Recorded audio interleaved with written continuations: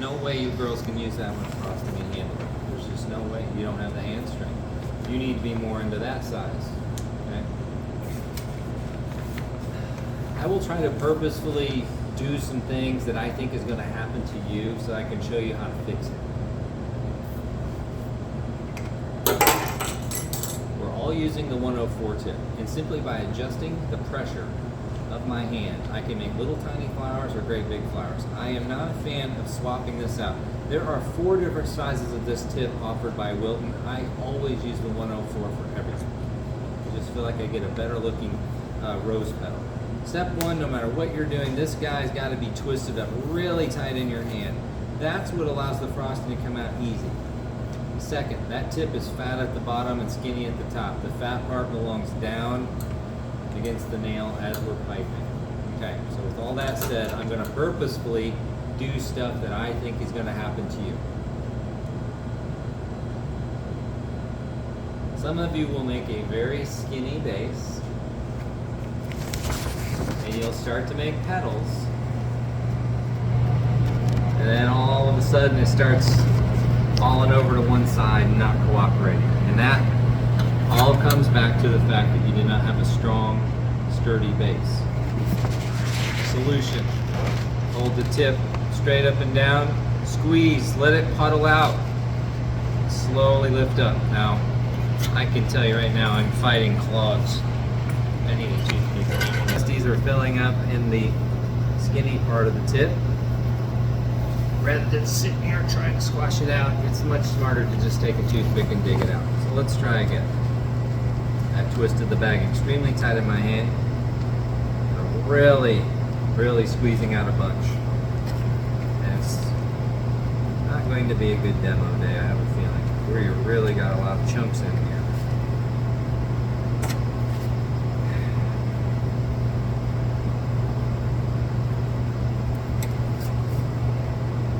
I think everybody just needs to stop, turn your video off.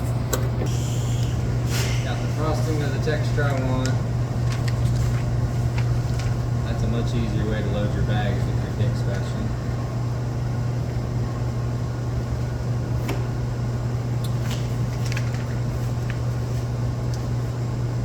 Much better.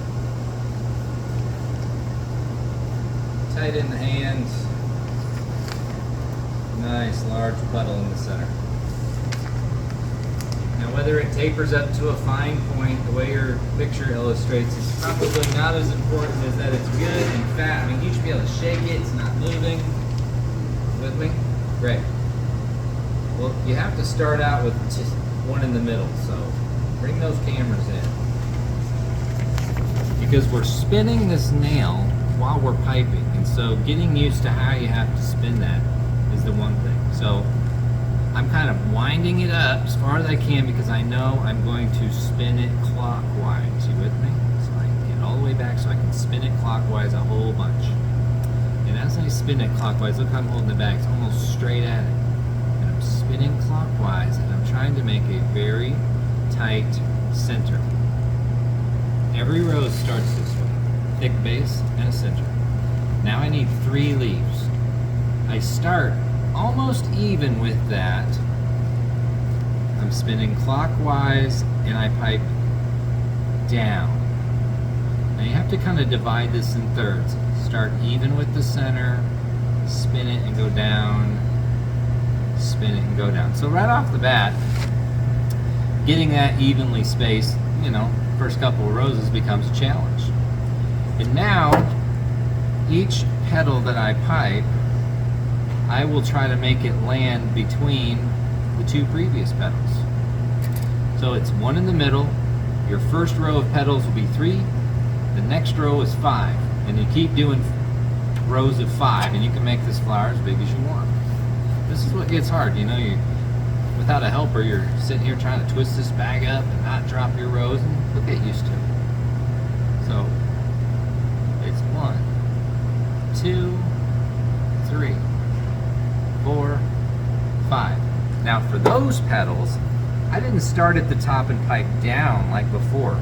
I actually started in the middle of this. I came up until I was even with the center, and then back down. You see? It's up and up.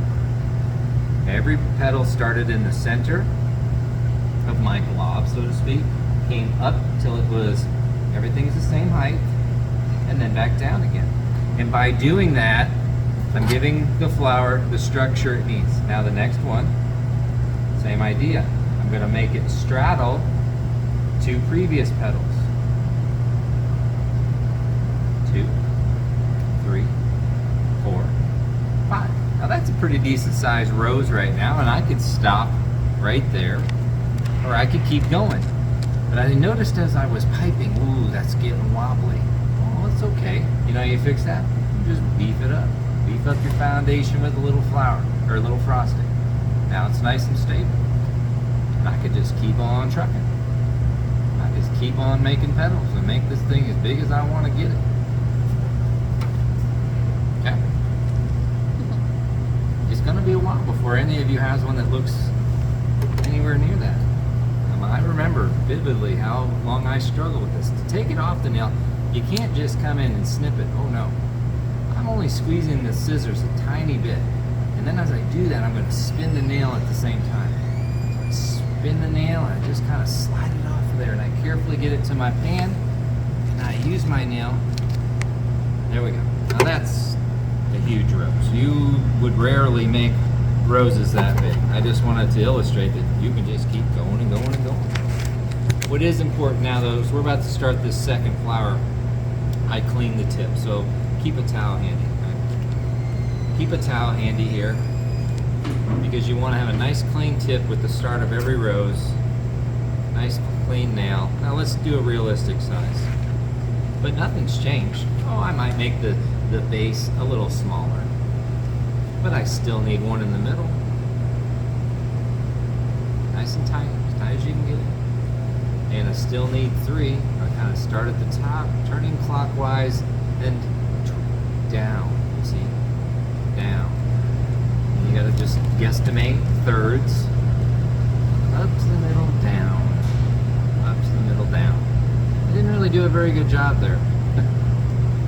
It happens sometimes. I don't know how or when the last time was your special someone got to a rose. Hopefully next week or this week sometime. But if you really study them, you're never going to find 2 that are the same. So don't get all hung up on making these identical because there's no 2 flowers that look alike. That's a more, what I would call average size rose. We like that. And we could even practice, okay, if I was going to go to a cake, I normally put a little dollop on the cake so that I have somewhere to put the rose. Now that's a full-size rose, but we're not always going to make a full-size rose, especially if I'm going to do a flower spray on a cake. I'm going to have a full-size rose in the center, maybe 2, but then I'm going to make some smaller ones, meaning, yes, I do the center, the glob, yes, I do the center, but I mainly do the row of 3 and the first row of 5 and stop right there.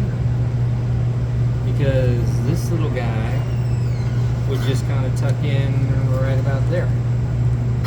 Now I'm kind of rushing this and I'm backwards. Normally if I was doing a cake, I would swivel this around, but I want you to be able to see it. Full size, where I did a row of 3 and 2 rows of 5. This one I did a row of 3 and just a row of 5. And now we're getting to the stage where we would pipe the flowers directly onto the cake. And this is the other part of the diagram where with this tip we do a variety of things. And I'm going to greatly exaggerate the motion for demonstration purposes. It's as if just imagine I'm holding the bag, this marker's the bag, and I'm just kind of showing up. Just trying to make this curved shape. We need the fat part of the tip down, we need to tighten our hand, and we're just kind of squeezing and bringing it around. Bag's at a 45, I'm squeezing, I let it come out, and I just bring it around. And for your piping exercise this week, I'd love to see you try to make a dozen singles. Sometimes we refer to that as a sweet beat. So that's step one. We have to get step one before you can go to step two, because step two, so I want a row of those, and right under it I want a row of the exact same thing, with one exception. Once you've made that, right in the middle. So with there, my bag was kind of angled out to the right on a 45, and I made the motion, but for this next step, the bag is straight on. Just squeeze and go down. Squeeze and go down. Just put a little bitty center in there. So I want 12 singles, and then I want 12 with the center. And once we've established and practiced that, you're going to do 12 more. Because we do more of this kind of flower than we do of those. So we have to be proficient at this. Step one, step two, step three would be that all over again with one extra thing. You will make a petal on the right and a petal on the left. Petal on the right, petal on the left. Look how I'm holding the tip. Nearly the same way I did my centers, and then I just come back on the right, on the left. So let's put it all together, okay? Let's put it all together. If I was doing a cake, I would have had my flower kind of in the middle, and then I would have made a smaller rose sitting next to it.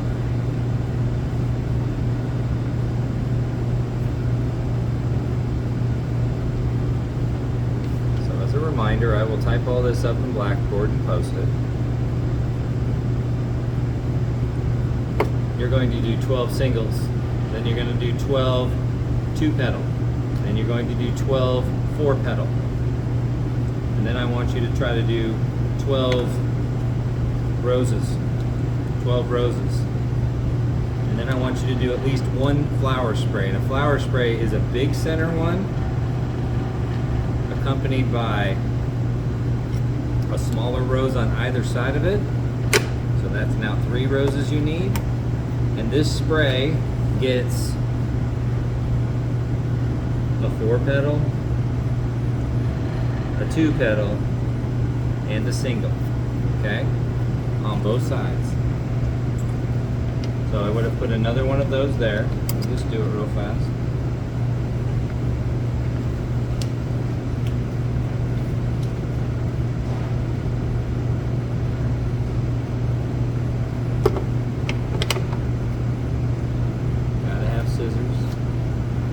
Skinny tip scissors are the best.